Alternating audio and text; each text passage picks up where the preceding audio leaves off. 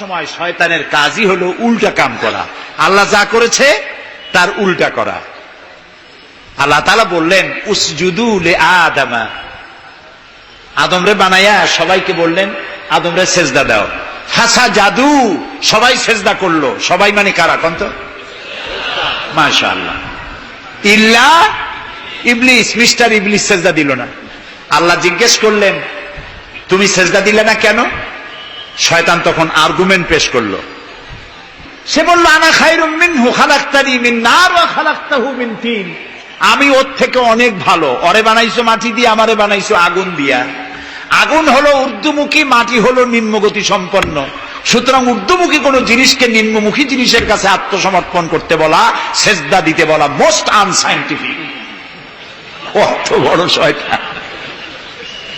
শয়তান জানে না যে আগুনের শক্তি কম, মাটির চাইতে আগুনের শক্তি একেবারেই কম। সব থেকে শক্তি বেশি মাটির। আগুন হচ্ছে সংহারক আর মাটি হচ্ছে উৎপাদনশীল। এ মাটির তলায় আর একটা জগৎ আছে, পানির তলায় আছে আর একটা জগৎ। আলহামদুলিল্লাহ রব্বিল আলামিন। এই যে রব্বিল আলামিন বলা হয়, আলম হচ্ছে এক বচন, আলামিন হচ্ছে বহু বচন। আল্লাহ শুধু ইহকাল আর পরকাল, ইহজগৎ আর পরজগতের মালিক নন, বহুমাত্রিক জগতের মালিক তিনি। সেই জগৎগুলি আমরা চিনি না। অবশ্য সময় হলে আরেকদিন এ ব্যাপারে বলবো ইনশাআল্লাহ। মাটির তলায় কি জগৎ, সাগরের তলায় কি জগৎ, ও বোঝে নাই। ও তো শয়তান, ও এরকম বলে বসলো। আল্লাহ তাআলা বললেন ইন্নাকা রাজিম, তুই মরদুদ, আমার হুকুমের অবাধ্য হয়েছিস, বেরিয়ে যা, তোর জীবনের সমস্ত ইবাদত আমি পণ্ড করে দিলাম। শয়তান বলল আল্লাহ তাআলা, আমার ইবাদত গুলি আদমের কারণেই পণ্ড হলো, তাই এতদিন কষ্ট করে ইবাদত করলাম, এর বিনিময় কিছু দেবে না? আল্লাহ কয় চাইস কি? কয় আমার 3 দফা দাবি। কি কি? 1 নম্বর, যে আদমের কারণে আমার সব শেষ হইল, শয়তান হয়ে গেলাম, এই আদম বাঁচবে কয়দিন? আল্লাহ তাআলা বললেন এরা তো কিয়ামত পর্যন্ত এর সন্তানেরা থাকবে। শয়তান বলল এই আদম সন্তানকে প্রতারণা করার জন্য আমাকেও কিয়ামত পর্যন্ত হায়াত দিতে হবে। আল্লাহ তাআলা বললেন মঞ্জুর। শয়তান বলল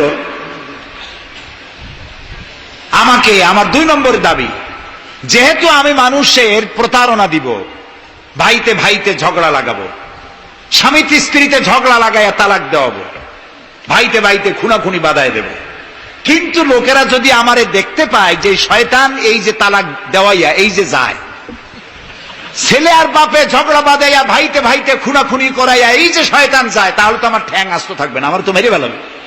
সুতরাং আমাকে আন্ডারগ্রাউন্ড ওয়ার্ক করতে দিতে হবে, আমি শয়তানি করব, কেউ কিন্তু আমার কেউ দেখবে না।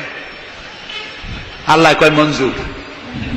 শয়তান কয় লাস্টলি এন্ড ফাইনালি 3 নম্বরের দাবি, আমি করব সারা জীবন তোমার বিরোধিতা। আর মজার ব্যাপার, রিজেকের মালিক তুমি, তুমি যদি আমারে আর আমার অনুসারীদেরকে খাবার না দাও তা আমি তো ওয়ার্কার পাবো না, এই জন্য আমারে খাইতে দেওয়া লাগবে, আমার ওয়ার্কারদেরকেও খাইতে দিতে হবে। আল্লাহ বললেন মঞ্জুর। শয়তান বলল হায় আল্লাহ তাআলা, এবার তোমার জাহান্নামের সংখ্যা বাড়াইতে পারো, আমি তোমার সমস্ত বান্দাগুলি সব জাহান্নামকে ভর্তি করে দেবো। এই কোরআন শরীফে আছে। আল্লাহ তাআলা ফেরেশতাদের বললেন, ফেরেশতারা শুনছে শয়তানি কইল কি?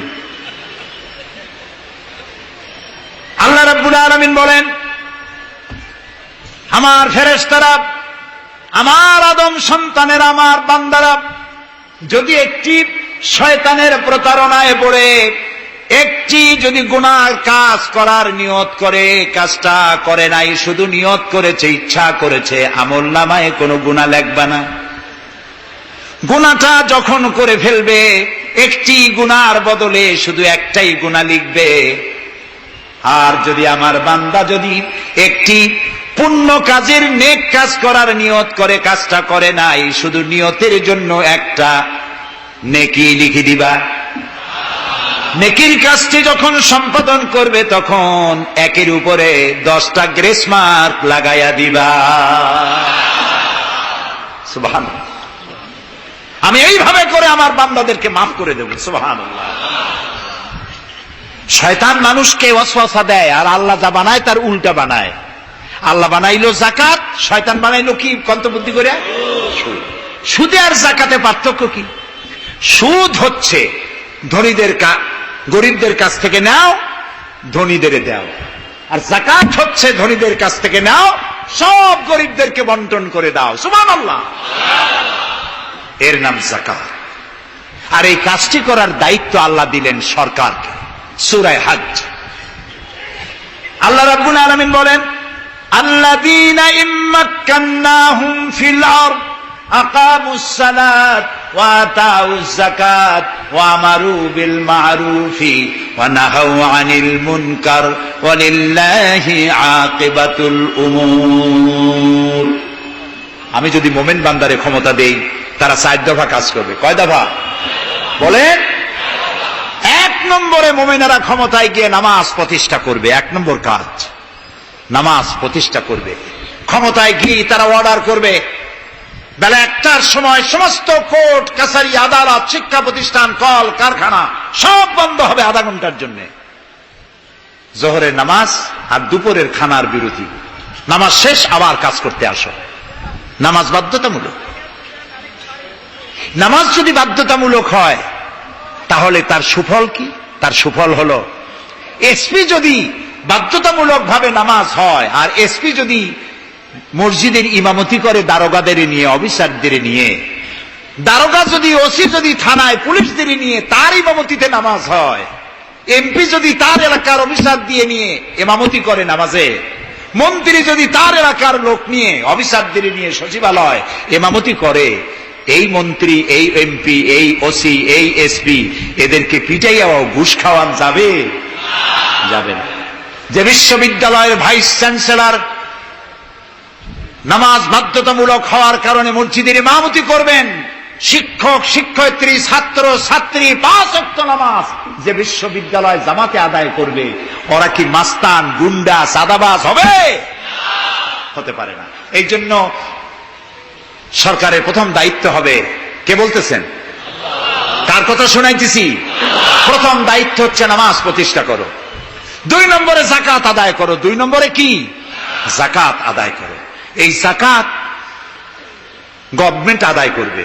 আল্লাহর কায়দাটা কি দেখেন, এর মধ্যে সিগনিফিকেন্স কি? গভর্নমেন্ট আদায় করবে কেন? আমরা দিলে হবে না কেন? আমরা দিলেও হবে যদি ইসলামী সরকার না থাকে। ইসলামী সরকার হলে, অর্থাৎ আল্লাহর বিধান কায়েম হলে যাকাত কালেকশন করবে গভর্নমেন্ট। এখানে একটা সাইকোলজিক্যাল ব্যাপার আছে। আমি যদি অধ্যক্ষ রশিদ খান সাহেবের কাছে আমি বলি যে আমি গরিব মানুষ, আমার কিছু সাহায্য করেন, উনি যদি আমাকে সাহায্য দেন যাকাত থেকে, অথবা কোনো দয়া করে কিছু পয়সা দেন, চিরটা কাল ওনাকে দেখলে পরে আমার মাথাটা একটু নত হয়ে যেতে পারে। আল্লাহ চান না তার কোন বান্দার মাথা আর একটা গোলামের সামনে নত হোক।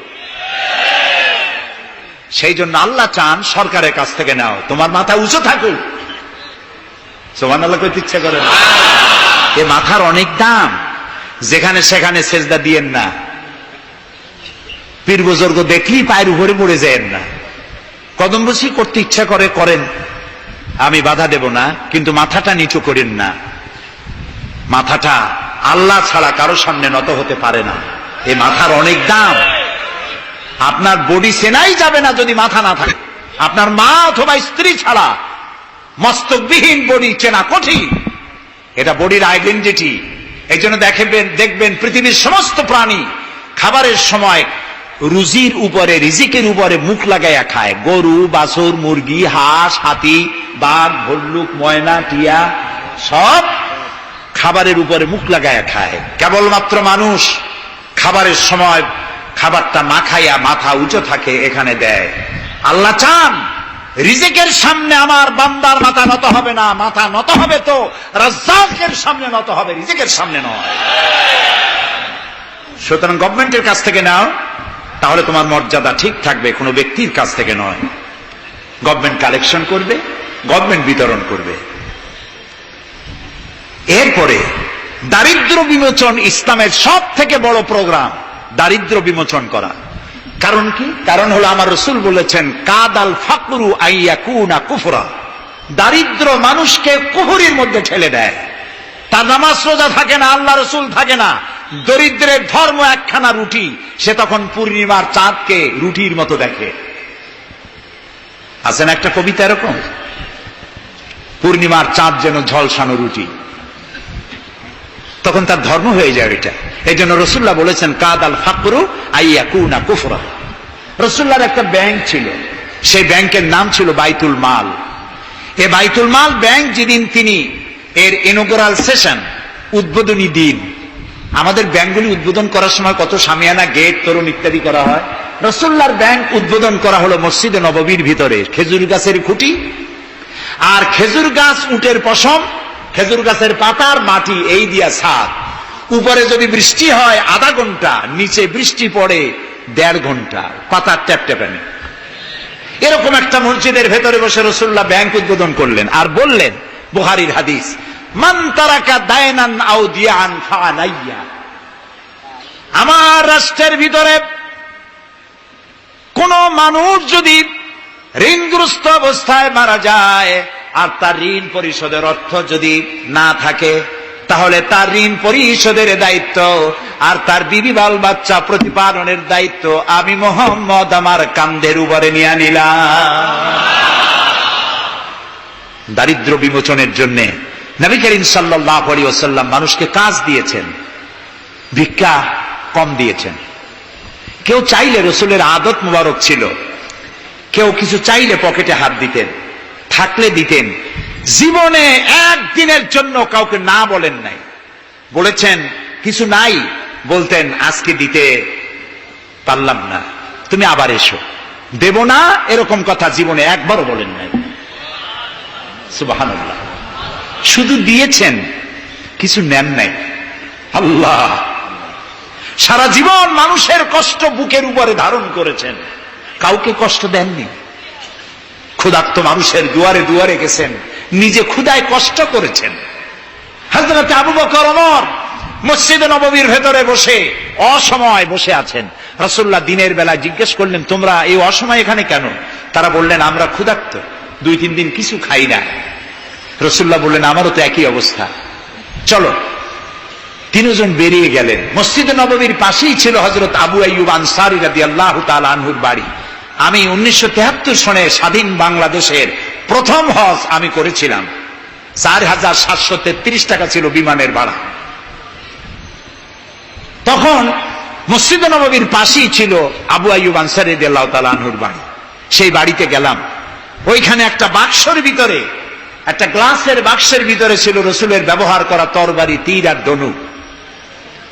আমি বহুত চেষ্টা করছিলাম গ্লাসটা উঠাবার জন্য, কারণ এটা সেই তরবারি, সেই তীর, সেই ধনুক যেখানে আমার রসুলের হাতের পরশ লেগেছিল। যদি ধরতে পারতাম প্রাণ করে একটা চুমা দিতাম। এই বাড়িতে গিয়ে রাসূলুল্লাহ উপস্থিত হলেন। আবু আইয়ুব আনসারী 3 জন মেহমান, এর থেকে শ্রেষ্ঠ মেহমান আছে? স্ত্রীকে বললেন, তাড়াতাড়ি একটা ছাগল জবাই করো, রুটি বানাও। তিনি চলে গেলেন বাগানে, বাগান থেকে কিছু খোরমা আনলেন। হাদিস শোনাচ্ছি, গল্প নয়। কিছু খোরমা এনে রসুলের সামনে রাখলেন। রাসূলুল্লাহ বললেন, এর মধ্যে কাঁচা পাকা, আধা পাকা 3 পদের খাজুর, আমি কোনটা খাবো?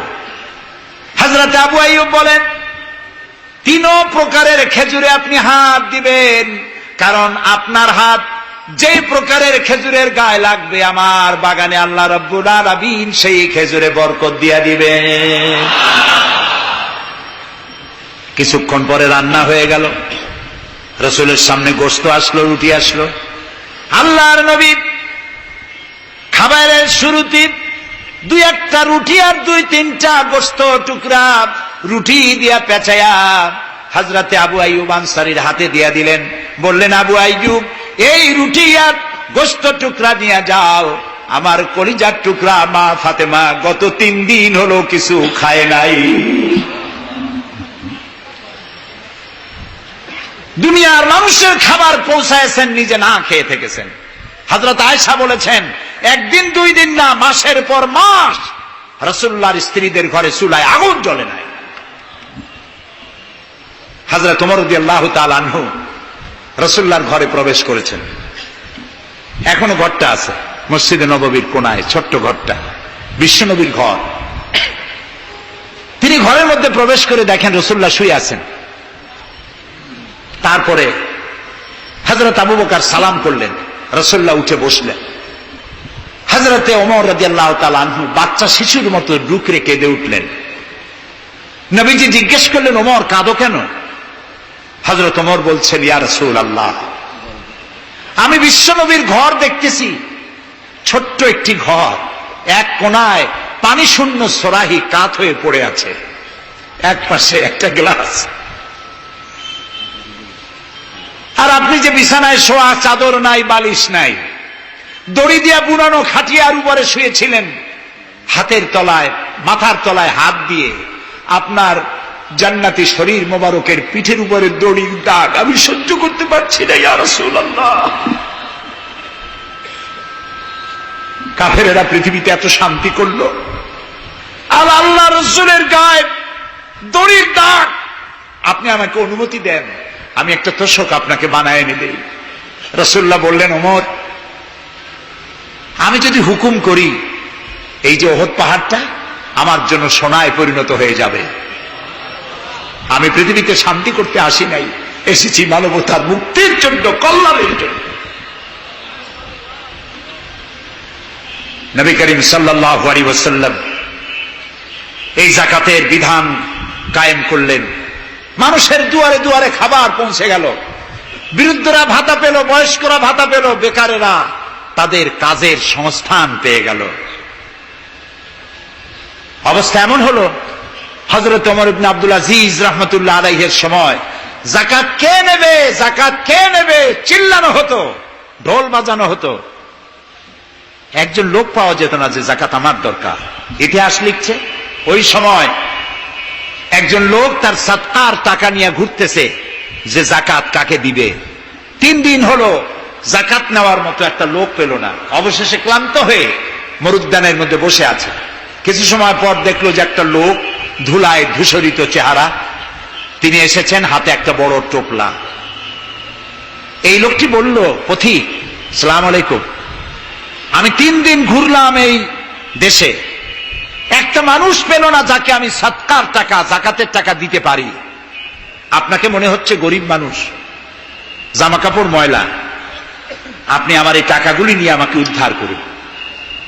লোকটি বলছে, তোমার মাথা ঠিক আছে কিনা আমি জানি না, তুমি কি মনে করছো যে আমার এই বস্তার মধ্যে ছেঁড়া খাতা?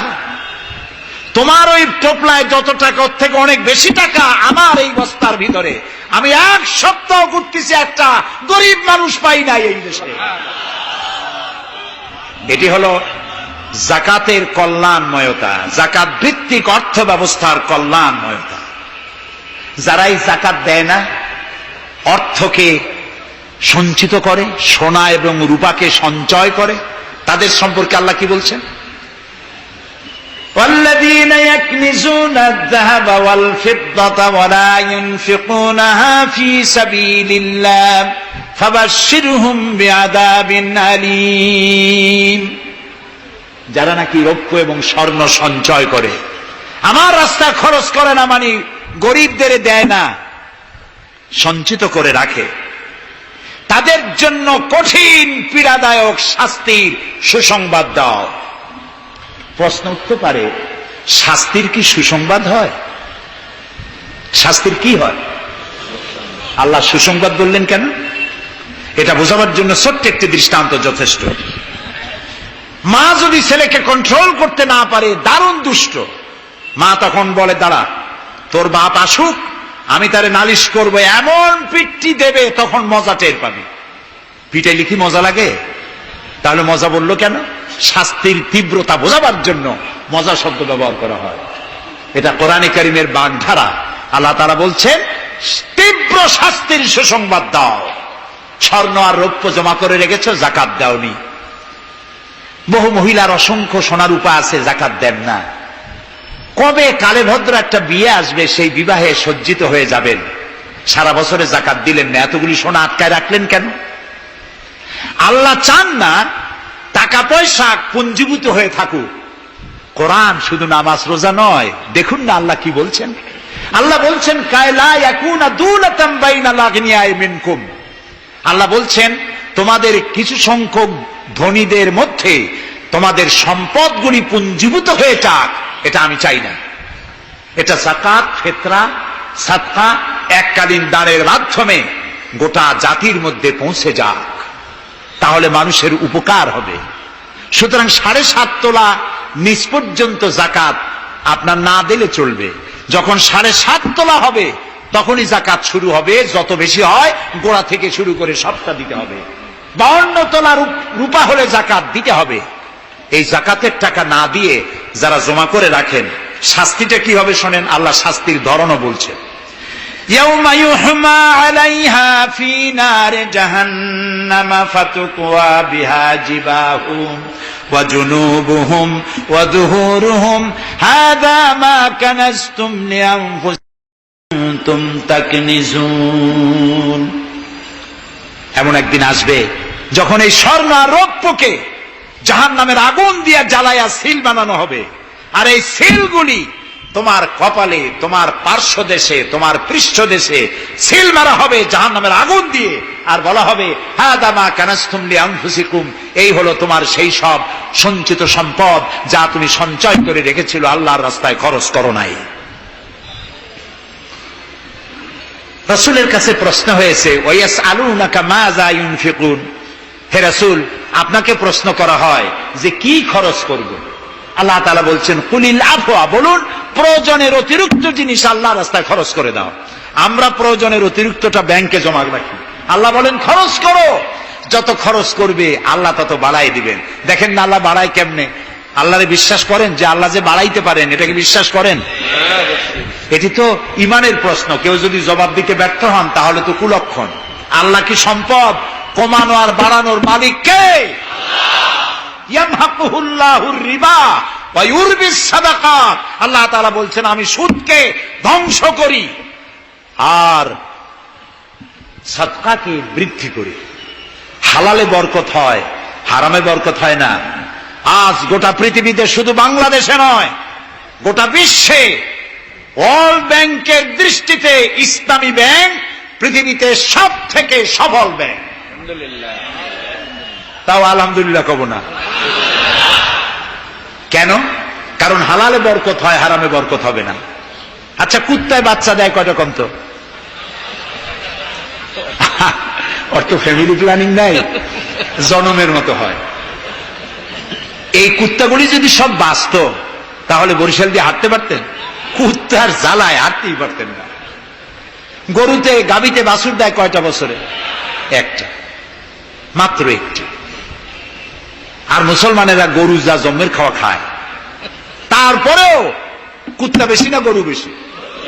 এই কারণে যেহেতু গরু হালাল তাই গরুতে বরকত, কুত্তা হারাম তাই বরকত নাই। ইসলামী ব্যাংক শুধু ব্যাংকিং সেক্টরে কাজ করে না, জাতির কল্যাণমূলক বহু সংখ্যক কাজ তারা করে থাকে। ইসলামী ব্যাংক হাসপাতাল, ইসলামী ব্যাংক ব্যাংকের জন্য কলেজ, ইসলামী ব্যাংক দিয়ে যখন ডিজাস্টার হয়, দুর্ভিক্ষ হয়, যখন বন্যা হয়, জলোচ্ছ্বাস হয়, লক্ষ কোটি কোটি টাকা তারা দুহাতে বিতরণ করে। হ্যাঁ, অনেক প্রকল্প আছে। মেধাবী ছাত্র, গরিব ছাত্রদেরকে স্টাইপেন্ড দেয়, বিধবা নারীদেরকে কি বলে ওকে সেলাই করে, সেলাই মেশিন দেয়। যাকাত আরেকটু বলি, আপনারা বিরক্ত হন না তো? যাকাত আমরা কি করি? বছরে একদিন শাড়ি আর লুঙ্গি কিনে প্রদর্শন করি, এক্সিবিশন। অমুক সাহেব যাকাত দেবেন, আপনারা আসবেন।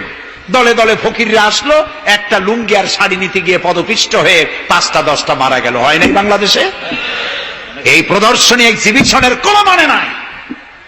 যাকাত নিতে তোমার বাড়ি কেন লোক আসবে? তুমি যাকাতের টাকা তার হকদারের কাছে পৌঁছাইয়া দিবা। কারণ গরিব তোমার করুণার পাত্র নয়। অফি আমওয়ালিহিম হাক্কুল লিসাইলি ওয়াল মাহরুম।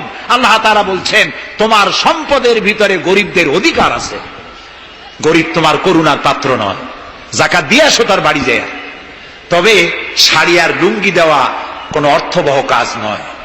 কি দিবেন? রাসূলুল্লাহর কাছ থেকে শিখুন। ওই যে একজন আসলো, ভিক্ষা চাইলো, বলল তোমার কি কিছু নাই? বলল আছে। কি আছে কোন তো? মাশাআল্লাহ, জানি সবাই কিন্তু আমল করি না। দুনিয়ায় যত ভালো কথা সব বলা হয়ে গেছে, বাকি আছে শুধু পালন করা। রাসূলুল্লাহ তাকে বললেন কম্বল আনো, বিক্রি করে কিনলেন কি? কুড়াল।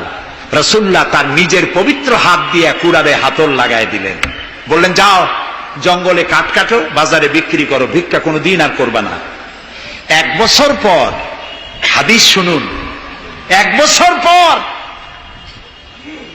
ওই ভিক্ষুক এসে বলছেন আসসালামু আলাইকা ইয়া রাসূলুল্লাহ, হুজুর আপনি আমাকে চিনেছেন? আমি সেই ভিক্ষুক যে ভিক্ষা নিতে এসেছিলাম, আপনি আমাকে ভিক্ষা না দিয়ে কুড়াল দিয়েছিলেন।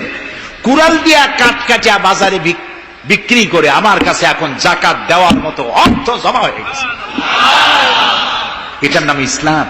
শুধু নামাজ রোজা জিকির আজগারের জন্য শুধু নয়, নামাজ রোজা জিকির আজগার তো করব, কিন্তু আমার মানুষকে দারিদ্র্য বিমোচন করতে হবে। সুতরাং যাকাতের টাকা দিয়ে একটা শিক্ষিত বেকার যুবককে একটা কম্পিউটার কিনে দেন, একটা বিধবা মহিলাকে একটা সেলাই মেশিন কিনে দেন, তার সতীত্ব সে বাঁচাতে পারবে। ক্ষুধার জ্বালায় মানুষ যখন অসহনীয় পর্যায়ে চলে যায়, তখন সে দেহ ব্যবসার মতো নিকৃষ্ট পর্যায়েও চলে যায়। এজন্য ধনীরা দায়ী হবে আল্লাহর কাছে। কচু গাছ কাটতে কাটতেই মানুষ খুন করে। একটা এতিম বাচ্চা ক্ষুধার জ্বালায় ঘুরতেছে, ওই বাচ্চাটি আপনি তাকে একটু আদর করেন, ওরে আপনি একটা চীনাবাদামের বাক্স কিনে দেন 50 টাকা 100 টাকা দিয়া, কিছু চীনাবাদামের পুঁজি দেন, একটা পানের খিলি বানাইয়া বিক্রি করার পুঁজি দেন, কয়েকটা বুট পলিশের কালি আর ব্রাশ কিনে দেন, সে রাস্তায় বসে জুতা পালিশ করবে, ছেলেটি পকেট মারা থেকে চুরি করা থেকে বেঁচে যাবে, সমাজ সংস্কার হবে, সমাজ অপরাধ মুক্ত হবে, সমাজ থেকে দারিদ্র্য বিমোচন হবে। আলহামদুলিল্লাহ বলেন। আপনি কি জানেন এই যে গাছগুলি লাগালে পরে কত সওয়াব হয়, এবং দারিদ্র্য বিমোচনের জন্য গাছের কি বিশাল ভূমিকা। রাসূলুল্লাহ বলেছেন হাদিস, তোমার কাছে যদি এমন খবর আসে যে কিয়ামত হচ্ছে, আর তখন যদি তোমার কাছে কোনো গাছের চারা থাকে, কিয়ামত হচ্ছে, গাছের চারাটি কিয়ামত আসার পূর্বেই গাছের চারাটি লাগিয়ে যাও, কিয়ামতের দিন সাদকায়ে জারিয়ার সওয়াব পেয়ে যাবে। একটি গাছ যদি কেউ লাগায়, ওই গাছে যত পাখি বসবে, ফল হবে, মানুষে খাবে, আশ্রয় নেবে মানুষেরা, কিয়ামত পর্যন্ত সাদকায়ে জারিয়ার সওয়াব মানুষ কবরে বসে বসে পেতে থাকবে। সব জায়গায় সওয়াব আর সওয়াব জানি না, খালি মনে করি ইল্লাল্লাহ ইল্লাল্লাহ বলতে পারলেই সওয়াব। আর খালি ইল্লাল্লাহ বলবেন বা কেন? যারা এই ধরনের জিকির করেন, আমার মনে দারুণ প্রশ্ন, জবাব খুঁজে পাই নাই। আল্লাহর কলেমাকে খণ্ডিত করে জিকির করার পারমিশন কোন হাদিস দিয়েছে? কে দিয়েছে এই পারমিশন? লা ইলাহা ইল্লাল্লাহ, এটা হলো পূর্ণাঙ্গ কালেমা, কমপ্লিট হচ্ছে মুহাম্মদুর রাসূলুল্লাহ। আফজালুজ যিকর লা ইলাহা ইল্লাল্লাহ। কতক্ষণ লা ইলাহা ইল্লাল্লাহ, কতক্ষণ ইল্লাল্লাহ ইল্লাল্লাহ ইল্লাল্লাহ। এর অর্থ কি? আল্লাহ ছাড়া, আল্লাহ ছাড়া, আল্লাহ ছাড়া। আল্লাহ ছাড়া কি? কমন সেন্সের শুধু কমন বাদ দিয়া শুধু সেন্স যদি থাকে, কোন মুসলমানের এমন জিকির করা উচিত নয়। তবে common sense is very uncommon. দুর্ভাগ্য জাতি। প্রিয় ভাই সব, দারিদ্র্য বিমোচনের জন্য আল্লাহ তাআলা এসব ব্যবস্থা করে রেখেছেন। কাজ করে খাও, আয় থেকে দায় শোধ করো। আপনার পুকুর কেটে চতুর্দিকে পুকুরের কান্দায় পেঁপে গাছ লাগান, কলা গাছ লাগান। হাঁস পালেন, হাঁসগুলি পানিতে সাঁতার কাটবে, ভেতরে মাছ থাকবে, হাঁসের পায়খানা খেয়ে মাছ বড় হবে, হাঁস বড় হয়ে ডিম দেবে। এই ডিম বিক্রি করবেন, মুরগি বিক্রি করবেন, পেঁপে বিক্রি করবেন, কলা বিক্রি করবেন। মানুষের কাছে হাত পাতার চাইতে নিকৃষ্ট কাজ আর নাই। রাসূলুল্লাহ বলেছেন আল্লাহর কাছে এই রকমের হাতের চাইতে এই রকমের হাতের মর্যাদা বেশি। এইটার নাম কি? চাওয়া। বলেন এইটার নাম কি? এইটার নাম আল্লাহর কাছে এইটার কোনো দাম নাই, কোনো দাম নাই। আল্লাহর কাছে দাম এইটা। এই জন্য যারা শ্রমিকদের সম্পর্কে আমার রাসূল বলেছেন আল কাসিবু হাবিবুল্লাহ, যারা সহজে উপার্জন করে খায় ওরা আল্লাহর বন্ধু। আপনারা শ্রমিক না, সেই জন্য সুবহানাল্লাহ কইতে পারলেন না। আলহামদুলিল্লাহ বলে। রাসূলুল্লাহর হাদিস শোনাচ্ছি, আমি গাজী কালু চম্পাবতীর পুঁথি শোনাচ্ছি না। আল কাসিব হাবিবুল্লাহ, যে ব্যক্তি স্বহস্তে উপার্জন করে খায় সে আল্লাহর বন্ধু। এখন যদি কোন রিকশাওয়ালা, কুলি মজুর, ঠেলাওয়ালা যদি মনে করে আল্লাহর বন্ধু যখন হইছি নামাজ রোজা দিয়ে আর করবো কি, এটি কিন্তু ঠিক নয়। আল্লাহর বন্ধু হওয়ার জন্য নামাজ রোজা অত্যন্ত জরুরি। আর আপনি যে কষ্ট করে খাচ্ছেন, আপনার পয়সা হালাল। যে ব্যক্তি রিকশা চালায়, 2.5 মনে বস্তা মাথায় করে স্টিমারে উঠায়, ওর চাইতে হালাল পয়সা কারো নাই। মাথার ঘাম পায়ে ফেলে উপার্জন করছে। আপনি জানেন না যে দালানে যারা আছে খুব শান্তিতে নাই। বাইরের থেকে দেখে ভেতরের অবস্থাটা বোঝা যায় না। গুলশান, বনানী, আভিজাত্যপূর্ণ এলাকার বিশাল বিশাল বাড়ি দেখে আপনার চোখ ধাঁধা লেগে যেতে পারে, খুব শান্তির নিলয়। না, শান্তি নাই। বাড়ির মালিক, বহু টাকার মালিক, রাত্রির বেলায় ঘুম হয় না। কোন ফাঁক দিয়া জানলার পাশ দিয়া গুলিয়ে এসে বুক ঝাঁঝরা করে দেয়, ঘুম নাই। জনমের মতো অসুখ হইছে, প্রত্যেক দিন সোনার চাউল দিয়ে ভাত খাইতে পারে, কিন্তু ডাক্তার তার রুজি কন্ট্রোল করে দিয়েছে। পাঙ্গাসের পেটি, খাসির চর্বি খাইতে পারবেন না, ভাত কম খাবেন। সকালবেলায় ডিমের পুষ, দুপুর বেলায় 1 স্লাইস টুস, সন্ধ্যাবেলায় ফলের জুস, খাওয়া শেষ। বউ তো কথা শোনে না।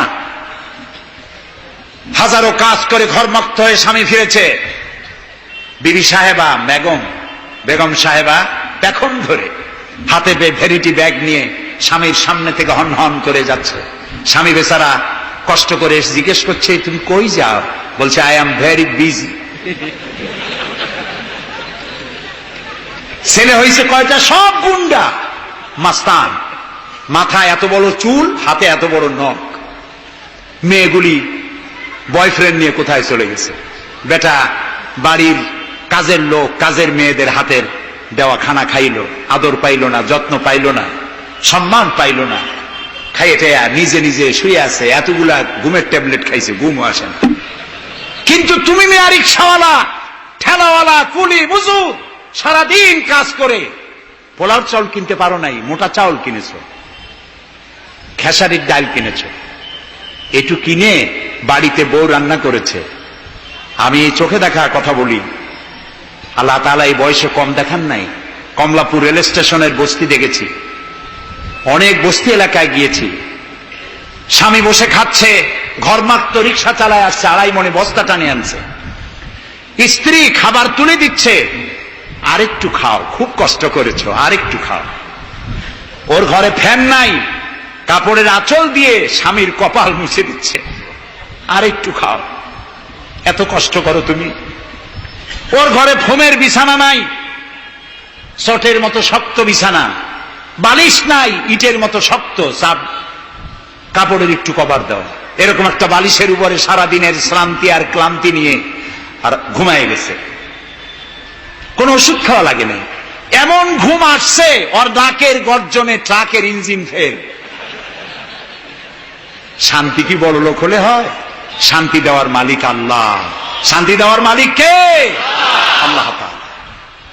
এই জন্যে এই শান্তি আসবে যদি সঠিকভাবে, সুষ্ঠুভাবে আল্লাহ পাকের দেওয়া এই বিধানগুলি আমরা যদি সমাজে কায়েম করতে পারি, তাহলে এটি সম্ভব। আমার দেশে এখন যদি যাকাতের টাকা কালেকশন করা হয়, তাহলে আমরা একটা হিসাব করেছি। আমি একটা ব্যাংকের সাথে জড়িত আছি, আপনারা জানেন বোধহয়, ইসলামী ব্যাংক। এর জন্ম লগ্ন থেকে আমি আছি এর সাথে। সেই হিসেবে আমরা একটা জরিপ চালাইছি। বাংলাদেশে যদি এখন যাকাত যদি গভর্নমেন্ট কালেকশন করে, তাহলে একেবারে কম করে হলেও 6,000 কোটি টাকা যাকাত কালেকশন হতে পারে। 6,000 কোটি। আর ওয়াকফ এস্টেট আছে বাংলাদেশে লক্ষ লক্ষ একর জমিন, যা বিভিন্ন মোতাল্লি তারা সিন্দাবাদের দত্তের মতো ওয়াকফ সম্পত্তির উপরে চেপে বসে আছে। এই ওয়াকফ সম্পত্তি যদি উদ্ধার করা যায়, আর যাকাত আর ওশরের টাকা যদি গভর্নমেন্ট কালেকশন করতে পারে, বাংলাদেশের দারিদ্র্য বিমোচনের জন্য পৃথিবীর কারো কাছ থেকে একটি টাকাও নেওয়ার দরকার নাই। এই যে 6,000 কোটি টাকার শূন্যতা ভ্যাকুয়াম সৃষ্টি হলো বাংলাদেশে, এই শূন্যতা পূরণের জন্য এগিয়ে এলো এনজিওরা এবং তারা সুদের বাণিজ্য শুরু করলো। ব্যাংক সুদ নেয় 15 or 17%, আর এনজিওরা নেয় 35 থেকে 40%। মারাত্মক সুদখোর। সমাজে কাবুলিওয়ালাদের মতো সুদ চালু করে দিয়েছে। প্রিয় ভাই সব, বাংলাদেশ একটি সম্পদশালী দেশ। যারা বলে, আমি পার্লামেন্টে একবার বক্তৃতায় বলেছিলাম যে যারা বলে বাংলাদেশ গরিব, আমি তাদের সাথে একমত হতে পারি না। আমার দেশ সম্পদশালী দেশ, আলহামদুলিল্লাহ বলে। আমার দেশ, এ বাংলাদেশের আবাদযোগ্য জমির পরিমাণ 2,40,00,000 একর। আলহামদুলিল্লাহ বলবেন না? এখানে বনজ সম্পদ আছে 32,53,860 কিলোমিটার বর্গমিটার নিয়ে, বর্গমাইল জুড়ে। এখানে আল্লাহর হিকমতটা দেখেন। সুন্দরবন আমাদের থেকে দূরে না কাছে? বরিশাল, বরগুনা, বাগেরহাট, সাতক্ষীরা, এই এলাকায় সুন্দরবন কে বানাইছে? কোন গভর্নমেন্ট বানিয়েছে? কেন আজ অন্য জায়গায় বানানো হলো না কেন? উত্তরবঙ্গে বানাইলো না কেন? কারণ আমাদের বঙ্গোপসাগর হলো সাইক্লোন জোন। এখান থেকেই ঘূর্ণিঝড়ের উৎপত্তি হয়, সাইক্লোন জোন। 240, 80, 300 অথবা সহস্র মাইল স্পিডে বা 500 মাইল স্পিডে ঝোড়ো হওয়া প্রবাহিত হওয়ার জন্য ঘূর্ণিঝড় প্রস্তুতি দেয়। আবহাওয়া বার্তা দিয়ে তা শোনানো হয়। উপকূলীয় এলাকায় যদি আল্লাহ তাআলা সুন্দরবন তৈরি না করতেন, তাহলে সমুদ্রের ঘূর্ণিঝড়ের প্রথম ধাক্কায় কুয়াকাটা, পটুয়াখালী, বরগুনা, সাতক্ষীরা, পিরোজপুর, বাগেরহাট, বরিশাল প্রথম ধাক্কায় উড়ে চলে যেত। আল্লাহ তাআলা কি দয়া, সুন্দরবন বানাই দিয়ে প্রোটেক্টেড করেছেন। তাও আমরা সুবহানাল্লাহ বলবো না? এই সুন্দরবন রক্ষার জন্য গভর্নমেন্ট পাহারাদার লাগিয়েছে, কিন্তু পাহারাদারেরা নিজেরাই রক্ষকরা হইছে ভক্ষক, জন্মের খাওয়া খাইতেছে। আল্লাহ দেখলেন যে এরা তো এই ধরনের মানুষ খুব বেকায়দা, সেই জন্য আল্লাহ তাআলা নিজেও কিছু পাহারার ব্যবস্থা করলেন। সেই পাহারাদার কে? Royal Bengal tiger. যদি সামনে পড়েন 10 কোটি টাকা ঘুষ দেবেন, এ কথা শুনলেও আপনারে ছাড়বে না। যাতে বংশানুক্রমে পৃথিবীর মানুষ, দেশের মানুষ এগুলি ভোগ দখল করতে পারে, আল্লাহ সেই জন্য পাহারাদার রেখে দিয়েছেন। সুবহানাল্লাহ। আমার দেশে রয়েছে পানি সম্পদ।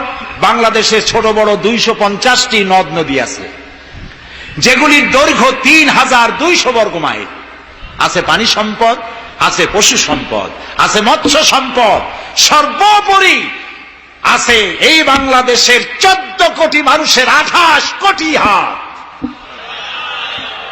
এই হাতগুলি যদি ভিক্ষুকের হাত না হয়ে কর্মীর হাত হয়ে যায়, তাহলে আমাদের দেশ গরিব থাকতে পারে না।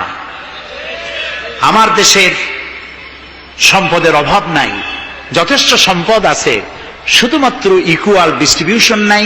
সৎ এবং যোগ্য নেতৃত্বের অভাবে এই চরম দুরবস্থার সৃষ্টি হয়েছে। আরো হয়েছে রাজনৈতিক প্রতিহিংসার কারণে। তা না হলে আমরা পৃথিবীর মধ্যে দাঁড়ায় যেতাম। যুদ্ধ বিধ্বস্ত জাপান কোথা থেকে কোথায় গেল? উত্তর কোরিয়া আমেরিকাকে চ্যালেঞ্জ করছে। থাইল্যান্ড, যারা নারী ব্যবসা করে জীবন বাঁচাইতো, সেই থাইল্যান্ড এখন, আমি মেলবোর্ন ইউনিভার্সিটিতে আমার প্রোগ্রাম ছিল, যাওয়ার সময় ব্যাংকক হয়ে গেলাম। একটি হোটেলে আমার থাকার জায়গা ছিল। 30 কিলোমিটার লম্বা ফ্লাইওভার ব্যাংককে। বিল্ডিং গুলি দেখতে হলে এরকম তাকালে মাথা টুপি পড়ে যায়, এত উঁচু উঁচু বিল্ডিং। সিঙ্গাপুর কোত্থেকে কোথায় গেল? আমরা যে তিমিরে ছিলাম সেই তিমিরেই রয়ে গেলাম। আমাদের বুঝতে হবে, আমার ইসলাম দারিদ্র্যের বিকাশের জন্য আসে নাই, দারিদ্র বিমোচনের জন্য এসেছে। সুন্দর একটি সমাজ বিনির্মাণের জন্য ইসলাম এসেছে, এবং তা গণতান্ত্রিক প্রক্রিয়ার মধ্য দিয়ে। নবী করিম সাল্লাল্লাহু আলাইহি ওয়াসাল্লাম যদি বলতেন ইন্তেকালের সময় যে আমার মেয়ে নেতৃত্ব দিবে, আমার নাতি নেতৃত্ব দিবে, বলেন কার বাবার হিম্মত ছিল এটার প্রতিবাদ করার? তিনি কি তা করেছেন? না। ইন্তেকালের সময় জিজ্ঞাসিত হয়ে তিনি বললেন, আমার পরে তোমাদের মধ্যে যিনি বেশি যোগ্য, খোদাভীরু, আল্লাহকে ভয় করে, তেমন লোককে তোমরা নেতা নির্বাচিত করো। আবু বকর রাদিয়াল্লাহু তাআলা তাই বলেছেন, ওমর, ওসমান, আলী তাই বলেছেন। সুবহানাল্লাহ বলেন। ওয়া আমরুহুম শুরা বাইনাহুম, এটি হলো গণতন্ত্র। তোমরা তোমাদের পরামর্শ ভিত্তিতে তোমাদের রাষ্ট্র সমাজ পরিচালনা করো। সুবহানাল্লাহ বলেন। কে বলে কোরআন শুধুমাত্র একটি ধর্মগ্রন্থ, বেদ আর বাইবেলের মতো? নিশ্চয়ই নয়। কোরআন একটি পূর্ণাঙ্গ জীবন বিধান, যা মানুষের জীবনের কথা বলে। এ মাসটার নাম কি? আরবি মাসের নাম কি? মুহররম। এটি সেই মাস যে মাসে খেলাফতকে প্রতিষ্ঠার জন্য রাসূলের কলিজার টুকরা নয়নের পুতুল ইমাম হোসাইন কারবালার ময়দানে শাহাদাত বরণ করেছিলেন, রাজতন্ত্রের বিরোধিতা করেছিলেন। হযরত ইমাম হোসাইন তিনি দেখতে পেলেন 680 খ্রিস্টাব্দে সিরিয়ার দামেস্কে এজিদ ক্ষমতা দখল করলো অগণতান্ত্রিক পদ্ধতিতে, এবং সরকারি মালের কোনো হিসাব নাই, অডিট নাই, স্বৈরাচারী কায়দায় তিনি ক্ষমতা দখল করে মদিনার আহলে বায়াত যারা মদিনার নেতৃবৃন্দকে তার আনুগত্য করার জন্য বাধ্য করলো। ইমাম হোসাইন যে মায়ের পেটে এসেছেন, যে পিতার পেটে জন্মে এসেছেন, যে নানার কোলে বড় হয়েছেন, তিনি কি এই দৃশ্য চোখে দেখতে পারেন? তিনি বললেন, আমি কুফায় যাব। কুফার লোকেরা দাওয়াত দিল, তিনি কুফায় রওনা করবেন। মদিনার লোকেরা হাতে পায়ে ধরলো, কুফায় আপনি যাবেন না। তিনি বললেন, আমি কোন ক্রমে এজিদের বশ্যতা স্বীকার করব না, আমি এর বিরোধিতা করবই। মাত্র 72 জন লোক নিয়ে তিনি কুফার দিকে অগ্রসর হলেন। এই 72 জনের মধ্যে 40 জন পুরুষ আর 32 জন নারী আর শিশু। তিনি যখন কারবালার প্রান্তরে পৌঁছে গেছেন, ইবনে জিয়াদ কুফার গভর্নর, তিনি বাধা দিলেন, বললেন, আমার দরবারে হোসাইনকে হাজির করো। ইমাম হোসাইন বললেন, যে ব্যক্তি আল্লাহর আখিরাতকে অস্বীকার করেছে, রাসূলকে অস্বীকার করেছে, আমি তার সামনে জীবন থাকতে যাব না। রাতারাতি ইয়াজিদ 6000 সৈন্য পাঠিয়ে দিল। ইমাম হোসাইনের সাথে লোক কত? মাত্র 72। 6000 লোক কি যুদ্ধ করা লাগে 72-এর সাথে? শুধু যদি মার্চ করে পায়ের তলায় পিষে 72 জন শেষ হয়ে যাবে। হযরত ইমাম হোসাইন রাতের বেলায় সঙ্গীদের বললেন, ও আমার সাথীরা, ইয়াজিদ আমার শির চায়, আমাকে চায়, আমার সঙ্গে থেকে তোমরা তোমাদের জীবনকে বিপন্ন করো না, তোমরা সবাই ফিরে চলে যাও মদিনায়। সাথীরা বললেন, ইমাম, আজকে যদি আপনাকে ছেড়ে জীবনের মায়া নিয়ে মদিনায় ফিরে যাই, আর আপনার যদি শাহাদাত নসিব হয়, তাহলে কিয়ামতের দিন আল্লাহর নবীর সামনে আমরা কি জবাব দেব? আমরা আমাদের জীবন দিয়ে আপনাকে পাহারা দেব। সকালবেলা যুদ্ধ শুরু হয়ে গেল। জোহরের নামাজ আসতে না আসতে 40 জন পুরুষ শাহাদাত বরণ করলেন। এখন একজন পুরুষ বেঁচে আছেন, ইমাম হুসাইন। তাঁবুর ভিতরে স্ত্রী এবং অন্যান্য মহিলাদের কাছ থেকে বিদায় নিতে এসেছেন। তোমাদেরকে আল্লাহর হাওয়ালা করলাম, আমি যুদ্ধে চলে যাচ্ছি। আমার চোখের সামনে আমার নানাজির দান্দান মোবারক শহীদ হওয়া ইসলাম, সাহাবীদের রক্ত দেওয়া, জীবন দেওয়া ইসলাম, খেলাফত মিটে যাবে পৃথিবী থেকে, রাজতন্ত্র প্রতিষ্ঠা হবে, আমার জীবন থাকতে আমি তা হতে দেব না। স্ত্রী এগিয়ে এলেন, বললেন, হুসাইন, জিহাদের ময়দানে থেকে আমি আপনাকে বিরত থাকতে বলবো না, তবে একটি দাবি আছে। এই যে ছোট্ট দুগ্ধপোষ্য শিশু, গত কয়েকদিন হলো ঘরে খাবার নাই, পানি নাই, আমার বুকে দুধও নাই, এই ছোট্ট বাচ্চাটিকে একটু পানির ব্যবস্থা করুন। ইমাম হুসাইন কলিজার টুকরা সন্তানকে 2 হাতে উঁচু করে এজিদি সৈন্যদের সামনে এসেছেন। এজিদি সৈন্যরা, আমার হাতের দিকে তাকাও, এটি রাসূলের আওলাদ, আমার কলিজার টুকরা সন্তান। ফোরাতের অফুরন্ত পানি প্রবাহিত হচ্ছে, একটু ফোরাতের কুলটা ছেড়ে দাও, ওর একটু পানি পান করাই। আমার সাথে তোমাদের শত্রুতা থাকতে পারে, এই নিষ্পাপ বাচ্চার সাথে তো কোনো শত্রুতা থাকার কথা নয়। তার এই আবেগপূর্ণ কথা এজিদি সৈন্যদের কলিজায় স্পর্শ করল না। তারা বিষাক্ত তীর নিক্ষেপ করলো। ইমাম হোসাইনের উঁচু করে ধরা বাচ্চার বুকের ভিতর থেকে বিষাক্ত তীর প্রবেশ করে বেরিয়ে গেল অপর প্রান্ত থেকে। রক্ত ফিনকি দিয়ে বেরিয়ে এলো। ইমাম হোসাইন দুই হাতে আজলা ভরে সেই রক্ত চেহারায় মাখতে লাগলেন আর বললেন, কলিজার টুকরা সন্তান, সালেহ আলাইহিস সালামের উটনির রক্তের চাইতে তোমার রক্ত পবিত্র।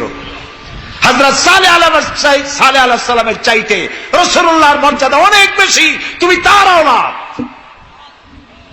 বাচ্চাকে কোলে করে নিয়ে স্ত্রীর কাছে গিয়ে বললেন, স্ত্রী, এই নাও তোমার বাচ্চা, ঠান্ডা হয়ে গেছে, এমন পানি পান করেছে কিয়ামত পর্যন্ত পানি পানি বলে তোমারে আর বিরক্ত করবে না। ইমাম হোসাইন লড়াই করলেন ময়দানে।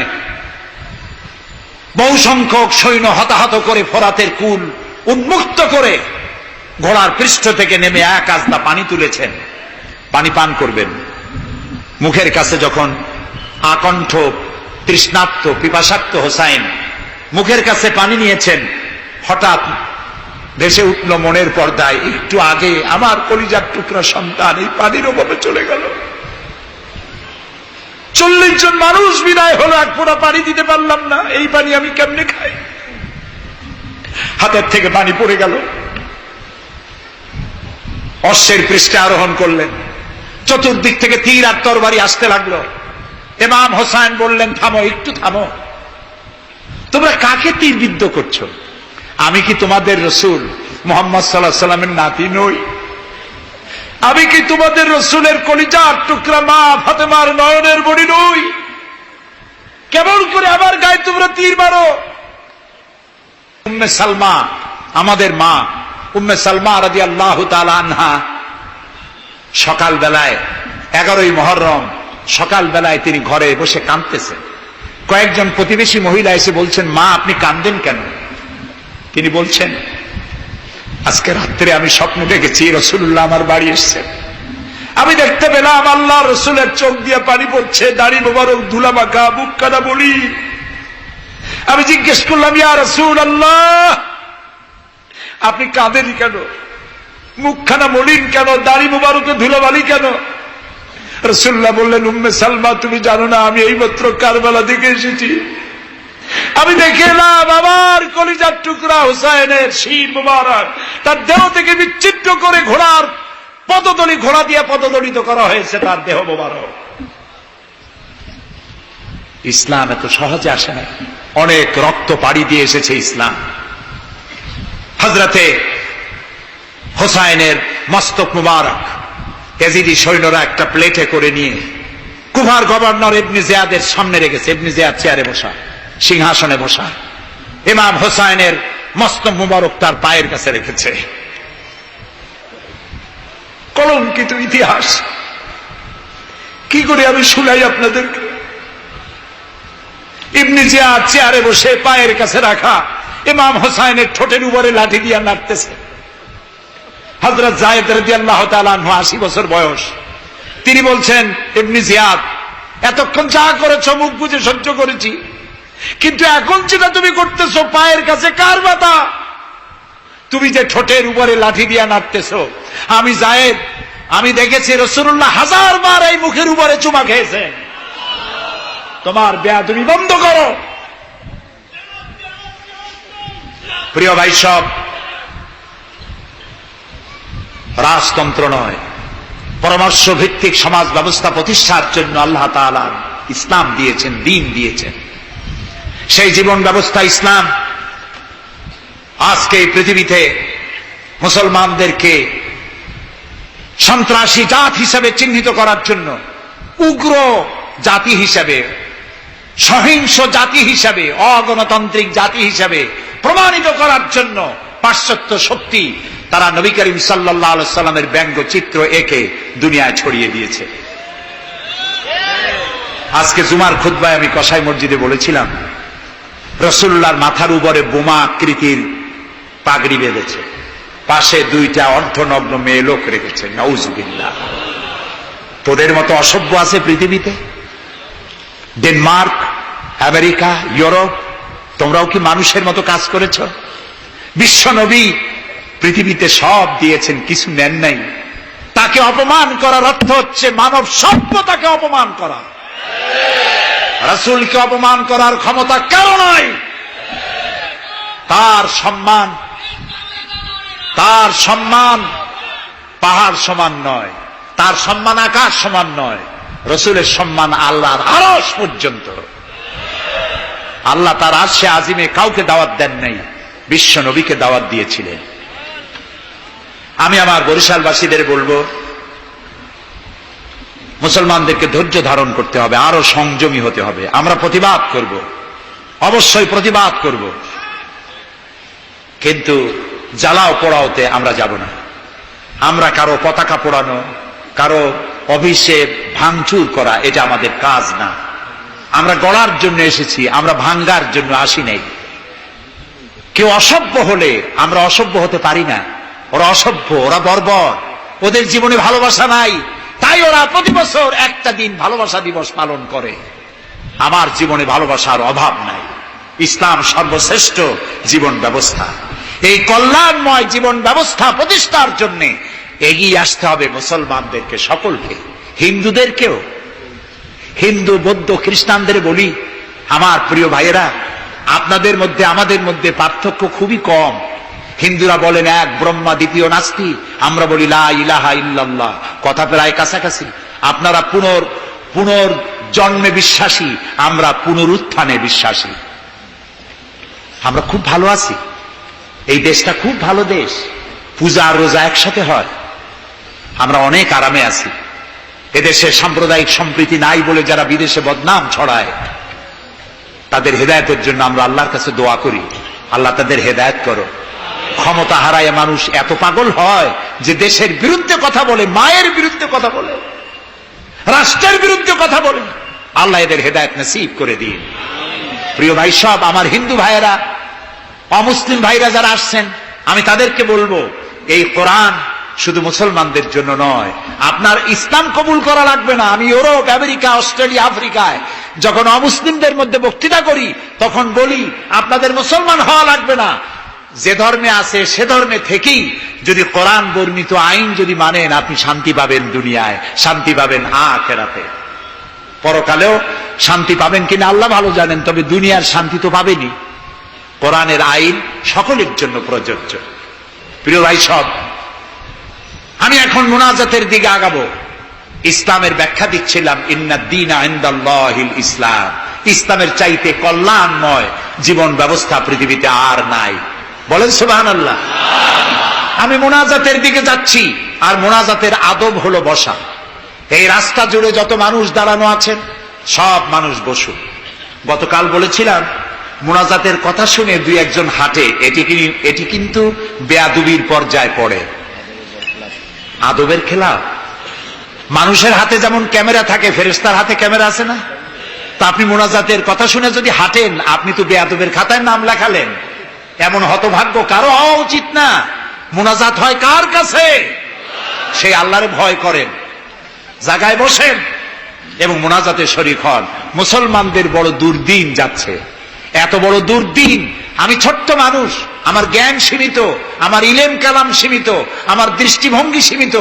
এই সীমিত দৃষ্টিভঙ্গি দিয়ে, আমার পড়াশোনা অবজারভেশনের মধ্য দিয়ে আমি যেটা বুঝতে পারি, বর্তমান পৃথিবীতে মুসলমানেরা যে বিরাট ষড়যন্ত্র আর বিপদের মুখোমুখি হয়েছে, পৃথিবীতে কোন কালে এত ষড়যন্ত্র, এত বহুমুখী ষড়যন্ত্র আর কোনদিন হয়েছে বলে আমার জানা নেই।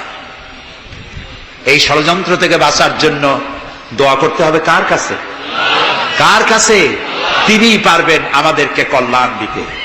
এই জন্যে মা বোনেরা যারা এসেছেন, মা বোনদেরকে বলবো, আপনাদেরকে ইসলাম সর্বাধিক সুযোগ দিয়েছে, আপনাদের অধিকার দিয়েছে। লেখাপড়া করতে পারবেন, চাকরি করতে পারবেন, রাজনীতি করতে পারবেন, আপনারা সমাজনীতি করতে পারবেন, আপনারা যুদ্ধেও যেতে পারবেন, সব পারবেন। তবে আপনার শালীনতা, আপনার সম্ভ্রম, আপনার সতীত্ব, আপনার পর্দা আপনাকে বজায় রাখতে হবে। এ কাজটুকুনের মধ্য দিয়ে নারীর অধিকার প্রতিষ্ঠিত হবে। সেজন্য আমি মা বোনদেরকে বলবো, আসুন ইসলামকে জানি, ইসলামকে বুঝি। ইসলামের সাথে নিজেদেরকে সম্পৃক্ত করি। এটি শুধুমাত্র নামাজ রোজা হজ জাকাতের ধর্ম নয়, নামাজ রোজা হজ জাকাত সহ অর্থনীতি, সমাজনীতি, রাষ্ট্রনীতি সবকিছুর সমন্বয় একটা জীবনের স্কিম, একটি পরিকল্পনা যা দিয়েছেন আল্লাহ তাআলা। সুবহানাল্লাহ বলুন। আর ওই কথার প্রতিবাদ করি যারা আল্লাহর আইন প্রতিষ্ঠার নামে বোমা হামলা করে, সন্ত্রাসী তৎপরতা চালায়, এরা জিহাদকে অবমাননা করেছে। জিহাদ আর যুদ্ধ এক কথা নয়, জিহাদ আর কিতাল এক কথা নয়, হোলি ওয়ার এবং জিহাদ এক কথা নয়। সুতরাং আল্লাহর আইন প্রতিষ্ঠার নামে যারা সন্ত্রাসী তৎপরতা চালায় তারা একটি জঘন্য কাজ করছে। যারা বোমা মারে আল্লাহর আইন প্রতিষ্ঠার জন্য, তারা মানুষ নয়, তারা মানুষ নামের কলঙ্ক, তারা নরপশু। বলুন তো তারা কি? তারা জানোয়ার। হরকতুল জিহাদ, তারপরে জামাতুল মুজাহিদিন, জুমরাতুল মাসাকিন, আবার আরেকটা নতুন সংগঠন বেরোচ্ছে নাকি শুনলাম, তার নাম করেছে তারা আল জঙ্গিতুল জংলান। এরা কোন জঙ্গল থেকে বাইর হবে আল্লাহ জানে। আপনারা যদি এদের ধরতে পারেন, এদেরকে থানায় সোপর্দ করবেন। আপনি যদি জানতে পারেন, আপনার ছেলের রুম আপনার পরিদর্শন করা উচিত। আপনার ছেলের পড়ার রুমের টেবিলের ড্রয়ারে কি আছে, বালিশের তলে কি আছে, বেডের নিচে কি আছে, সেসব বইপত্র আপনার দেখা উচিত। অর্ধ পড়ুয়া, লেখাপড়া জানে না, মা বাপ থেকে বিচ্ছিন্ন করে এইসব ছেলে পেলেদেরকে ওরা ট্রেনিং দেয়। একটা বিচারপতি মারতে পারলেই বেহেশতে যাবা তাড়াতাড়ি, একটা আইনজীবী মারতে পারলে বেহেশতে যাবা, বোমা মারো বেহেশতে যাও। বলেন নাউজুবিল্লাহ। আমাদের দেশে ইসলাম এসেছে বড় বড় আলেম আর বড় বড় আল্লাহর ওলিদের মাধ্যমে ইসলাম এসেছে। তারা কি বোমাবাজি করেছেন? তারা কি সন্ত্রাসী তৎপরতা করেছেন? না। ওই জায়গায় দেখেন হযরত খানজাহান আলী রহমতুল্লাহ আলাইহির কবর আছে না? কোথায়? বাগেরহাটে। খালি কুমির দেখেন না, ইতিহাস দেখেন। তিনি এসে, মানুষের খাবার পানি ছিল না, বড় বড় দিঘি কেটেছেন। এই ছিল তাদের কাজ। দিঘি কেটেছেন, পুকুর করেছেন, রাস্তা করেছেন, মসজিদ করেছেন। হযরত শাহজালাল রহমতুল্লাহ আলাইহি গৌর গোবিন্দের বিরুদ্ধে যুদ্ধ করা লাগে নাই, শুধু আযান দিয়েছেন আর তাদের মূর্তিগুলির কম্পন শুরু হলো। গৌর গোবিন্দ দৌড়াইয়া পলাইয়াও কুল পায় নাই, বিনা যুদ্ধেই দখল হয়ে গেছে সিলেট। সুবহানাল্লাহ। তারা প্রতিবাদ মুখর ছিলেন। হযরতে মুজাদ্দেদ আল ফিসানি রহমতুল্লাহ আলাইহি সম্রাট আকবরের বিরুদ্ধে প্রতিবাদ করেছেন, জেল খেটেছেন, সমাজ সংস্কার করেছেন। এ ছিল অলিউল্লাহদের কাজ। আমাদের দেশে শর্ষিনার পীর, ফুরফুরার পীর, জৌনপুরের পীর, চরমোনাইর মরহুম পীর হযরত মাওলানা ইসহাক সাহেব রহমতুল্লাহ আলাইহি পীরের মতো পীর ছিলেন। আমি ছাত্র জীবনে তার অনেক ওয়াজ শুনেছি। কান্দা মানুষ পাগল হয়ে যেত। গাছের তার তলারটা দুটো খাওয়ার অভ্যাস ছিল না। তিনি মানুষকে ব্যঙ্গ করেন নাই, কারো বিরুদ্ধে উল্টাপাল্টা ফতোয়া দেন নাই। আমার কাছে ইসলাম, কারো কাছে ইসলাম নাই, এই বাজে কথা তিনি জীবনেও বলেন না। আমরা তাকে সম্মান করি। এই সব বড় বড় অলিউল্লাহ আর আলেমরা এদেশে ইসলাম প্রচার করেছে, সন্ত্রাসের মধ্য দিয়ে নয়, ভালোবাসা দিয়া, উন্নয়নমূলক কাজ করে, মাদ্রাসা, মসজিদ, এতিমখানা প্রতিষ্ঠা করে করেছে। সুতরাং এই সন্ত্রাসী তৎপরতা যারা চালায় তারা মানুষ নয়, তারা জানোয়ার, তারা পশু। এদেরকে ধরিয়ে দিন, পুলিশকে ধরিয়ে দিন। আমরা সরকারের শুকরিয়া আদায় করি। আলহামদুলিল্লাহ, বর্তমান সরকার এদের নেটওয়ার্ক ভেঙে চুরমার করে দিয়েছে। বাকি আছে দুই শয়তান। এই দুই শয়তান আজ হোক কাল হোক ধরা পড়বেই ইনশাআল্লাহ। ইনশাআল্লাহ বলেন। এবং এদের দৃষ্টান্তমূলক প্রচন্ড শাস্তি হবে ইনশাআল্লাহ। যারা আমাদের দেশকে বদনাম করেছে, বাংলাদেশ পৃথিবীর দ্বিতীয় বৃহত্তম মুসলিম দেশ, গণতান্ত্রিক দেশ, এই দেশকে অন্যের পরাধীনতা থেকে আমাদের দেশকে আমাদের বাঁচাতে হবে। এই জন্য আলেম ওলামাদেরকে চিন্তা করতে হবে, ভাবতে হবে আগামীতে যেন এই দেশ কোন দেশের তাবেদার গোলাম রাষ্ট্রে পরিণত না হয়ে যায়। কারা এটা করতে পারে? কারা ক্ষমতায় এলে আলেমদেরকে গ্রেফতার করবে? কারা ক্ষমতা এলে মাদ্রাসা বন্ধ করে দেবে? কারা ক্ষমতা এলে শাইখুল হাদিসকে দড়ি দিয়া বাঁধে বরিশাল জেলখানায় ঢুকাইয়া চোরের সাথে রাখবে? ওদেরকে চিনতে হবে, ওদেরকে চিনতে হবে। আর ঐক্যবদ্ধভাবে যারা আলেমদের পক্ষে, মাদ্রাসার পক্ষে, যারা আলেমদেরকে অসম্মান করে না, আলেমদেরকে মর্যাদা দেয়, তাদের সাথে থাকুন। এই দেশের সমস্ত মাদ্রাসাগুলি ফাজেলকে ডিগ্রির মান, কামেলকে মাস্টার্সের মান দেওয়া হবে ইনশাআল্লাহ। কওমি মাদ্রাসাগুলোকে স্বীকৃতি দেওয়া হবে ইনশাআল্লাহ। আমার দেশে ইসলাম প্রচারিত হয়েছে দুটি শিক্ষা ব্যবস্থার মধ্য দিয়ে, আলিয়া এবং কওমি। আমরা কোনোটাকে ঘৃণা করি না, দুটোই। আমি পল্টনে বক্তৃতায় বলেছিলাম, কেউ যদি আমাকে জিজ্ঞেস করে আপনার দুটি চোখের মধ্যে কোনটা আপনার প্রিয়, আমি পাল্টা প্রশ্ন করতে চাই, আপনি বলুন আপনার কাছে কোনটা প্রিয়? আপনার কাছে যদি দুটোই প্রিয় হয়, আমার কাছেও দুটোই প্রিয়। আলিয়াও প্রিয়, আমার চোখের মতো কওমি মাদ্রাসাও আমার প্রিয়। এই মাদ্রাসাগুলি এখানে আছে বলে ইসলাম আছে, মাদ্রাসা থাকবে না, ইসলাম থাকবে না। সুতরাং মাদ্রাসা হচ্ছে ইসলামের লালন কেন্দ্র। মসজিদও থাকবে না, মসজিদে যেতে হলে তো মাদ্রাসা লাগবে। নামাজ শিখবা কোথায়, আল্লাহরে চিনবা কোথায়? এই জন্য সব থেকে বেশি জরুরি হলো মাদ্রাসা। সেই মাদ্রাসার তারা শত্রু, তাই 252টা মাদ্রাসা যারা বন্ধ করেছিল, এখন তারা আবার বলে ক্ষমতায় যেতে পারলে সংবিধানের 5ম সংশোধনী বাতিল করবে। 5ম সংশোধনী বাতিলের অর্থ কি? 5ম সংশোধনী বাতিলের অর্থ হলো আল্লাহর উপরে, রাষ্ট্রের সমস্ত কাজের উৎস আল্লাহর উপর ঈমান এবং অবিচল আস্থা কেটে দিয়ে সেখানে সংবিধানের শিরোনাম থেকে বিসমিল্লাহ কেটে দেওয়া হবে। ধর্মভিত্তিক রাজনীতি নিষিদ্ধ ঘোষণা করা হবে। মুসলমানেরা বেঁচে থাকতে কোন অবস্থাতেই এই শক্তিকে ক্ষমতায় আসতে দেওয়া যায় না। সমস্ত আলেম ওলামা ঐক্যবদ্ধ হতে হবে। কোন মিষ্টি কথায় ভুলে গেলে হবে না। তেলের দাম, দ্রব্য মূল্য বেড়ে গেছে, তাই আমাদেরকে অন্য পথে যেতে হবে। এই পাগলামি করলে নিজের পায়ে নিজে কুড়াল মারা হবে। সুতরাং আল্লাহর দিন, দেশ বাঁচলে আমরা বাঁচবো, স্বাধীনতা থাকলে আমরা থাকবো। দেশের স্বাধীনতা, অস্তিত্ব, অখণ্ডত্ব বাঁচিয়ে রাখার জন্য সর্বোপরি এই যে টুপি মাথায় দিয়ে চলি, মুখে দাড়ি আছে, এই দাড়ি আর টুপিকে টিকিয়ে রাখার জন্য যারা ইসলামকে ভালোবাসে, আলেমদেরকে ভালোবাসে, সম্মান দেয়, মর্যাদা দেয়, উন্নয়নের জোয়ার বয়ে দেয় সারা দেশ জুড়ে, তাদের সাথে ঐক্যবদ্ধ হয়ে কাজ করা আমাদের ইমানের দায়িত্ব। সে দায়িত্ব পালনের তৌফিক আল্লাহ আমাদেরকে দান করুন। বাস, আমরা এখন মোনাজাত করব। মোনাজাতের পরে এশার আজান হবে। এশার নামাজ জামাতে পড়ে আমরা বাড়ি যাব। ঠিক আছে ভাই? গতকাল কিন্তু ঠিক থাকে নাই, আজকে যেন থাকে। তবে অনেকে এশার নামাজ পড়ে এসেছেন, এটাও ঠিক। যারা পড়ে আসেন নাই তারা আমাদের সাথে পড়বেন। নামাজ না থাকলে ঈমান থাকবে না। নামাজ না পড়লে নিজেকে মুসলমান বলে পরিচয় দেওয়া অধিকার নষ্ট হয়ে যায়। জীবনে আর নামাজ ছাড়বো না, এই ওয়াদা কি করা যায়? যাবে? দুহাত উঁচু করুন, বলুন ইয়া আল্লাহ, তোমার পবিত্র নামে ওয়াদা করি, যতদিন পর্যন্ত মালাকুল মউত আমার মাথার কাছে না আসতেছে, ততদিন পর্যন্ত ফরজ নামাজ, ফরজ রোজা আর ছাড়বো না, আর ছাড়বো না, আর ছাড়বো না। এবার জোরে বলেন ইয়া আল্লাহ, আমার আজকের এই ওয়াদা আমার মৃত্যু পর্যন্ত আমাকে পালন করার তৌফিক দাও ইয়া রাব্বাল আলামিন।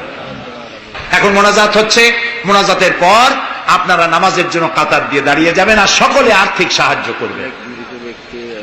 আল্লাহুম্মা আমিন। রব্বানা যালামনা আনফুসানা ওয়া ইন লাম তাগফির লানা ওয়া তারহামনা লানাকুনান্না মিনাল খাসিরিন।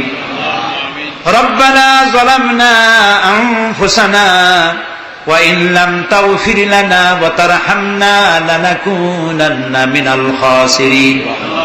হে আল্লাহ তাআলা, হাজার হাজার মুসলমান নরনারী দীর্ঘক্ষণ ধরে তোমার কোরআন শুনেছি, হাদিস শুনেছি, আর শেষ পর্যায়ে এসে ভিক্ষুকের মতো, কাঙ্গালের মতো গুনার বোঝা মাথায় নিয়ে তোমার দরবারে হাত তুলেছি। দয়া করে মেহেরবানি করে আমাদের জিন্দেগীর সমস্ত গুনাহ খাতাকে মাফ করে দাও।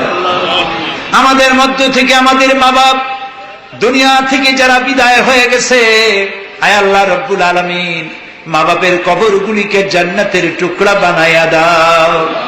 রব্বির হামহুমা কামা রব্বায়ানি সগীরা। সবাই পড়েন রব্বিরহামহুমা কামা রব্বায়ানি সগীরা। আয় আল্লাহ রাব্বুল আলামিন, জনম দুঃখিনী গর্ভধারিণী মা, যিনি না খেয়ে আমাদের মুখে ক্রন্দন মুখে চুমা দিয়া শত চুমা দিয়া হাসি ফুটাইছেন, না খেয়ে আমাদেরকে খাওয়াইছেন, আমরা না ঘুমানো পর্যন্ত ঘুমান নাই, এত কষ্ট করেছেন যেই মা, আল্লাহ কবরটাকে বেহেশত বানাইয়া দাও। বাপজান এত কষ্ট করলেন, বাড়ি ঘর বানাইয়া দিয়া খালি হাতে বিদায় হয়ে গেছেন, কোন হালতে আসি জানি না, আল্লাহ আকবার কবরটাকে বেহেশত বানাইয়া দাও। আমাদের মা বাপ যাদের বৃদ্ধ হয়ে গেছেন, রব্বুল আলামিন বিছানায় পড়ায়া পরনির্ভর করে মারবা না।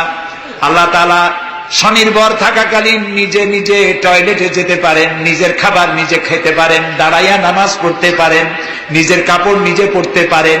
এই অবস্থায় সুস্থ অবস্থায় ইমানের সাথে উঠাইয়া নিয়েও বিছানায় ভালাইয়া রাইগো না। রব্বুল আলামিন, সারা জীবন আমরা গুনাহ করেছি, এত গুনাহ করেছি, তোমার আকাশের দিকে তাকাইয়া কথা বলতে লজ্জা করে, শরমে মাথা নিচু হয়ে যায়। আল্লাহ যত গুনাহ করছি, নাফরমানি করেছি, আর তুমি শুধু মেহেরবানি করেছো। তুমি যদি আমাদের গোপন গুনাহগুলি জাহির করে দিতে, যৌবনকালের গুনাহ, জীবনের গুনাহ যদি সমাজের লোকেরা জানতো, স্ত্রী পুত্ররা জানতো, সম্মান দিত না। আল্লাহ তাআলা কিয়ামতের দিন লক্ষ কোটি মানুষের সামনে আমাদের গোপন গুনাহগুলি জাহির করে দিয়ে আমাদেরকে শরম দিও না। আয় আল্লাহ তাআলা, তোমার নবী বলেছেন 3000 বছর ধরে তুমি জাহান্নামের আগুন উত্তপ্ত করেছো। আল্লাহ তাআলা চৈত্র মাসের দ্বিপ্রহরের রোদ সহ্য হয় না। আল্লাহ তাআলা জাহান্নামের আগুন আমরা সইতে পারবো না। জাহান্নামের আগুন আমাদের জন্য আল্লাহ তুমি হারাম বানায়া দাও। আল্লাহুম্মা আজিরনা মিনান নার। সবাই পড়েন আল্লাহুম্মা আজিরনা মিনান নার, আল্লাহুম্মা আজিরনা মিনান নার। আয় আল্লাহ তাআলা, তাম পৃথিবীতে মুসলমানেরা আজ বড় বিপদে, মুসলমানদের কেউ দেখার নাই। ইরাকের আল গরিব কয়েদখানার ভিতরে মুসলমানদেরকে উলঙ্গ করে তাদের মুখের উপরে কাফেরেরা পেশাব করেছে।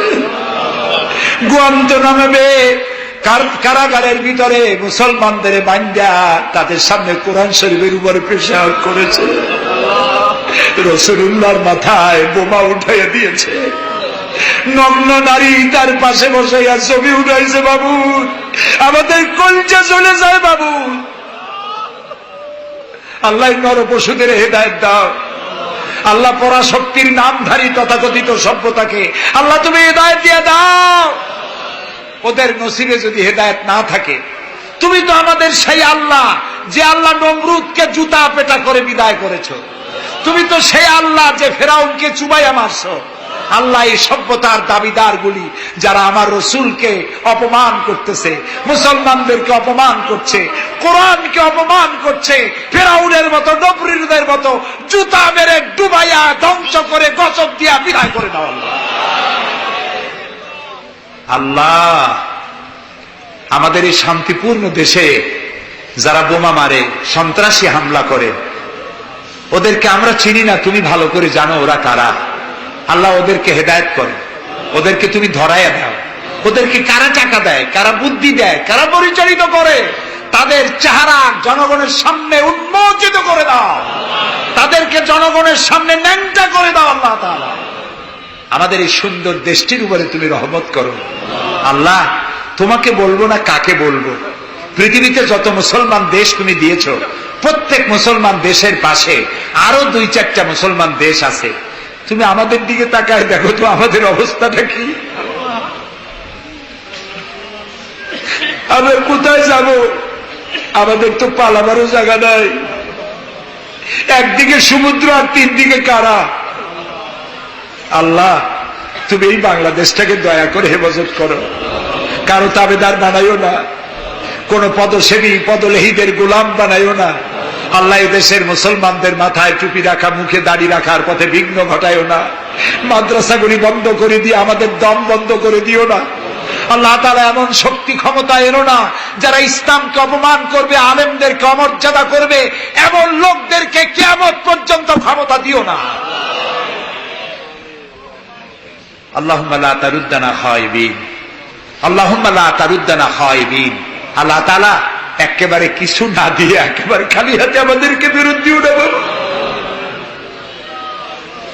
আমি কয়েক সেকেন্ড আপনাদের জন্য ছেড়ে দিলাম। মাথা নিচু করেন, চক্ষু বন্ধ করেন, কেঁদে কেঁদে মনের কথা আল্লাহরে বলেন, দোয়া কবুল হবে ইনশাআল্লাহ। কোরআনের মাহফিল, দোয়া কবুল হবে ইনশাআল্লাহ।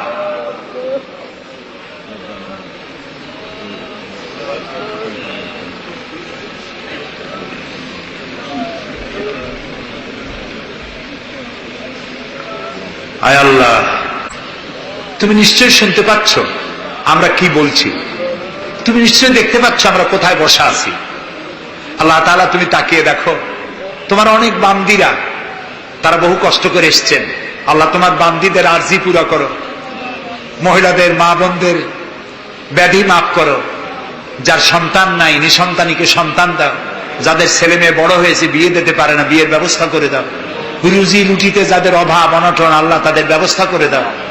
আল্লাহ তাআলা আমাদের দেশে যারা নৈরাজ্য সৃষ্টি করতে চায়, অস্থির করতে চায় দেশটাকে, আল্লাহ তাদের হাত থেকে দেশটাকে রক্ষা করো। এই বরিশালের উপর রহমত নাজিল করো। এখানে যারা ব্যবসা বাণিজ্য করে হালাল ভাবে ব্যবসায় বরকত দাও। এদেশে হিন্দু মুসলমান খ্রিস্টান বৌদ্ধ সাম্প্রদায়িক সম্প্রীতি নিয়ে বসবাস করার তৌফিক দান করে দাও। আলেম ওলামা পীর বুজুর্গদের মধ্যে মহব্বত কায়েম করে দাও। যারা আলেম ওলামাদের মধ্যে বিদ্বেষ সৃষ্টি ছড়ায়, যারা ইসলামী আন্দোলনের বিরুদ্ধে ফতোয়া দিয়া আল্লাহ তাআলা যারা বিঘ্ন ঘটাতে চায়, আল্লাহ দয়া করে তাদেরকেও হেদায়েত করো। অনেকে দোয়া চেয়েছেন, যিনি যেভাবে দোয়া চেয়েছেন তুমি জানো, তার দোয়া পূরণ করো। আল্লাহ তাআলা এই মাহফিলে জনগণকে সাহায্য করার তৌফিক দাও। আল ফারুক সোসাইটিকে কিয়ামত পর্যন্ত কবুল করে নাও।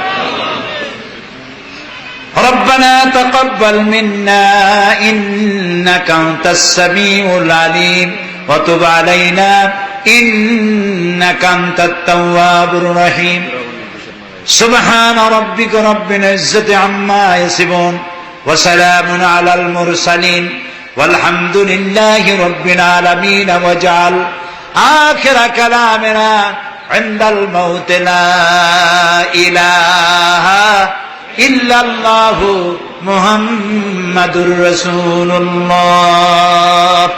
السلام عليكم ورحمة الله।